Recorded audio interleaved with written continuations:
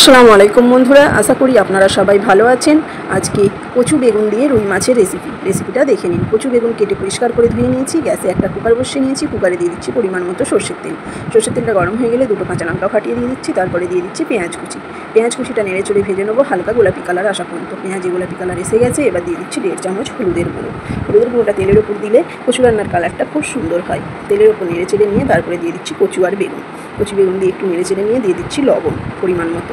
লবণটা দিয়ে তেলের ওপর কচু বেগুনটাকে 2 মিনিট একটু কষিয়ে নিচ্ছি। তারপরে দিয়ে দিচ্ছি জিরে গুঁড়ো, ধনে গুঁড়ো, লঙ্কার গুঁড়ো দিয়ে আবারও একটু কষিয়ে নিচ্ছি।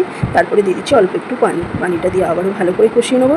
কচুটাকে মোটামুটি মিনিট 6 কষিয়েছি। কষানোর পরে দিয়ে দিচ্ছি ঝোলের জন্য পরিমাণ মতো পানি। এই কচুর ঝোল খেতে খুব দারুণ লাগে রুই মাছের। দিয়ে পানিটা দিয়ে নেড়ে চেড়ে নিয়ে দিয়ে দিচ্ছি মাছটা আমি আগে থেকেই ভেজে রেখেছিলাম 4 পিস মাছ। মাছটা দিয়ে কুকারের ঢাকনা বন্ধ করে দিচ্ছি। বন্ধ করে দিয়ে 2টো সিটি দিয়ে নেবো। 2টো সিটি হয়ে গেছে। কুকারের ঢাকনা খুলে নিয়েছি। দেখুন কি সুন্দর একেবারে লাল টকটকে রুই মাছের ঝোল। গরম ভাতের সঙ্গে খেতে খুবই অসাধারণ। ঢাকনাটা খুলে আমি উপর থেকে একটু ভাজা জিরে গুঁড়ো ছড়িয়ে দিয়েছি, যাতে আরও বেশি সেন্ট বা খুশবু হয়। খেতে খুব দারুণ লাগে গরম ভাতের সঙ্গে। একবার হলেও ট্রাই করুন। আমার চ্যানেলটিকে লাইক করুন, কমেন্ট করুন, শেয়ার করুন। আজকের মতো এটুকুই, টাটা।